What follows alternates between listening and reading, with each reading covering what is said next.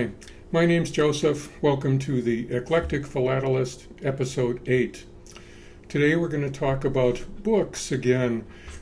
I did a previous video that talked about philatelic reference books, specifically the Stamp Atlas, a book called The Fundamentals of Philately, and a book from the American Topical Association called Topical Adventures. And in the description of the video, I'll post a link to that video on YouTube. Today we're going to talk about a few of my favorite books that are on my shelf here related to stamp collecting. The first one is fascinating. I love this book. It has to do with a man who mailed unusual things through the British postal system. We're also going to take a look at a book that talks about dead countries, a popular collecting area, countries that no longer exist or perhaps the name has changed. We'll take a look at a book about forgeries, sort of a beginning guide to how to identify forgeries. We'll take a look at a book about a very famous stamp, and I'm sure you'll recognize the stamp as soon as you see it on the screen. And also we'll take a look at a guide to stamp collecting from decades in the past. Hope you enjoy. Stay tuned. Here we go. The first book we're going to talk about is one of my favorites.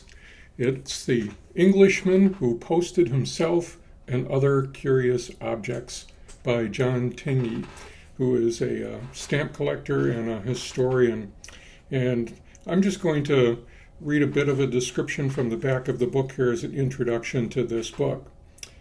In 1898, W. Reginald Bray purchased a copy of the Post Office Guide and began to study the regulations published quarterly by the British postal authorities. He discovered, much to his delight, that one of the smallest living creatures one could post was a bee, and the largest an elephant. Intrigued, he decided to experiment by sending ordinary and strange objects through the post unwrapped, including a turnip, a bowler hat, a bicycle pump, shirt cuffs, dog biscuits, seaweed, a flask, and even a rabbit's skull. He eventually posted his Irish Terrier and himself, not at the same time, earning him the nickname the Human Letter. Over time, his passion changed from sending curios to amassing the world's largest collection of autographs, also via the post. By the time he died in 1839, he had sent out more than 32,000 postal curios and autograph requests. Now, sending unusual items through the mail is still something that people do on occasion. And if you've seen one of the other wonderful YouTube channels devoted to stamp collecting, Exploring Stamps by Graham Beck, you'll notice that sometimes on his videos he'll show viewer mail where very unusual things have been sent through the mail to him. So I encourage you to check out some of those videos. I'll post his channel in the description for this video. As an example of some of the things that W. Reginald Bray sent through the British postal system, if you can see this one here, I'll hold it up to the screen. This is a piece of seaweed that Mr. Bray attached to a card and sent through the postal system. And it made it intact. It was delivered. The one in this corner up here, he attached a coin that had a hole in the coin and used a piece of string to attach it to a little piece of cardboard and mailed that to himself. Unfortunately, he must have been in a hurry creating this one, and he forgot to attach a stamp to the piece of paper, the piece of cardboard. It was delivered to him, but he was charged for postage upon delivery. The item that he sent through the mail that I like out of the entire collection of stories in this book is when Mr. Bray decided to post himself and his bicycle through the British postal mail. Now, he was delivered, and there is proof of this delivery from the certificate of receipt upon delivery and I'll put that up on the screen so you can see that here. I'm not sure what the postman, the delivery person, thought of this. There's really not a record of that, but it's pretty fascinating what actually managed to get through the mail with this man's eccentric quest to send all kinds of unusual items through the mail. Now, the book is fascinating. It's a good read. It has many examples of things that he tried to send through the mails, and he successfully did send most of these items through the mail. It also gets into his other quest, which was collecting autographs. He would send out postcards requesting autographs of very famous people at the time, everyone from scientists like Albert Einstein to famous actors and actresses. And he managed to amass a outstanding collection of autographs in this way. At any rate, the Englishman Who Posted Himself and Other Curious Objects by author John Tingey. Excellent book, highly recommended. A lot of fun stories about the postal service in Britain and what this man actually mailed through the postal system successfully. Highly recommended, good read. You can find it on Amazon or any of the other booksellers that are online, or perhaps even through a local bookstore. The next book is also one of my favorites. I like this one. It can also prompt a lot of collecting interests. This is Lost Countries, Exotic Tales from an Old Stamp Album by Stuart Laycock and Chris West. Now, the back of this book has a little blurb introducing it, and I'll just read this for a second.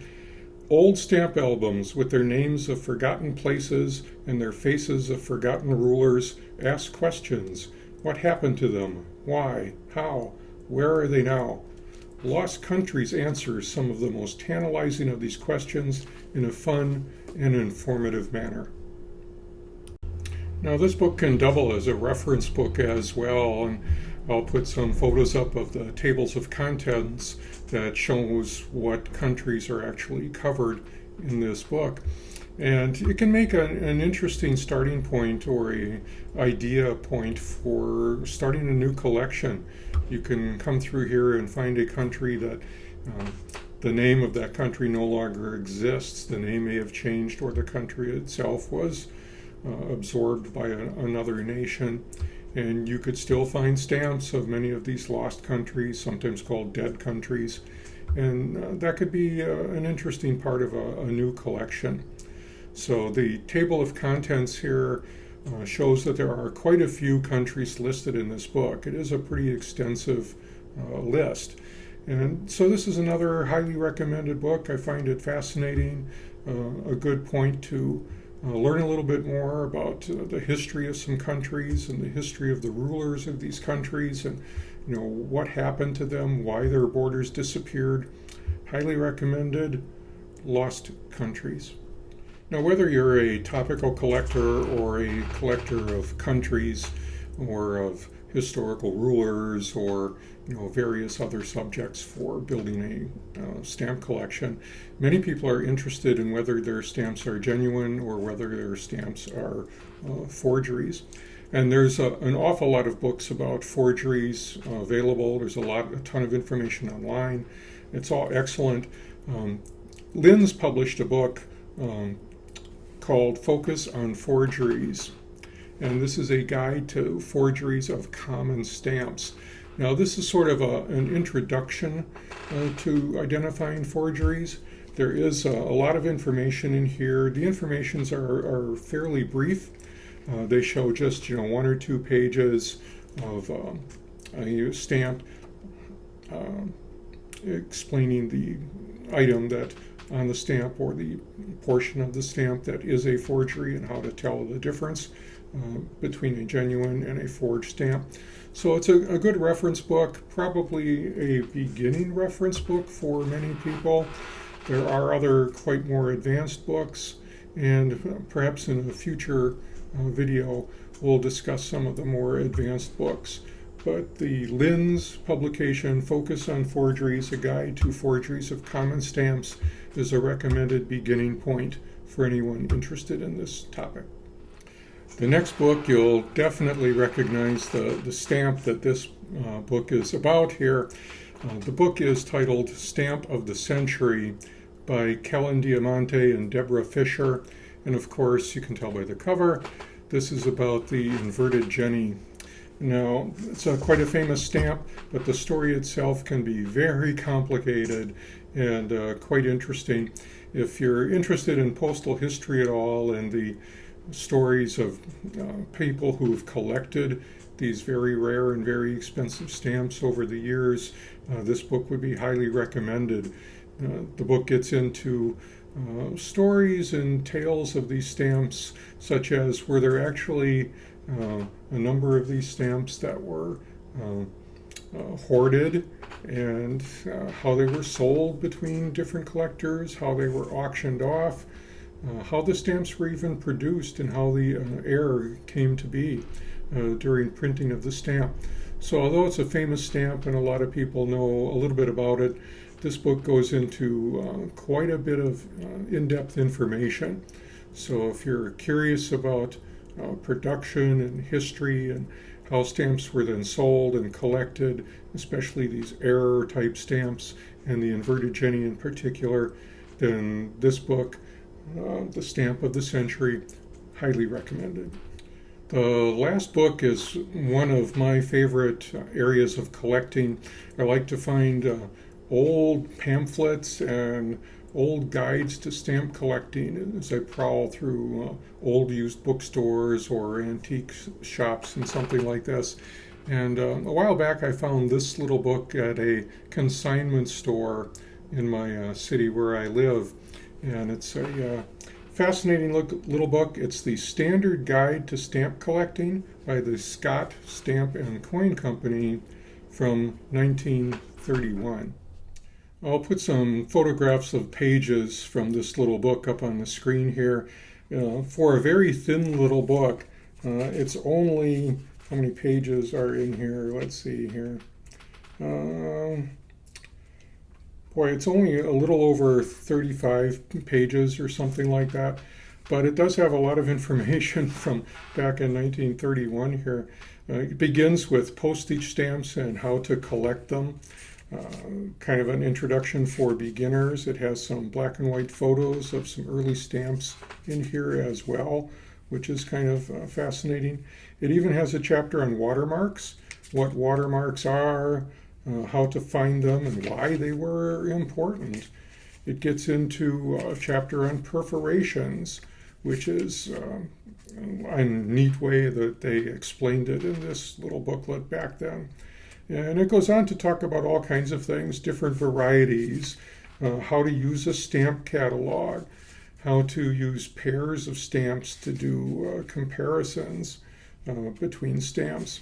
Also in the back, it has a number of pages of advertisements for things like stamp tongs and magnifying glasses. And you'll see from one of the photos I'm putting up on the screen, there's items such as the Pocket Magna Rule, which was a magnifying glass and a ruler that you could use to measure stamps all in one. And this device, sent post-free through the mail, would cost you all of $1.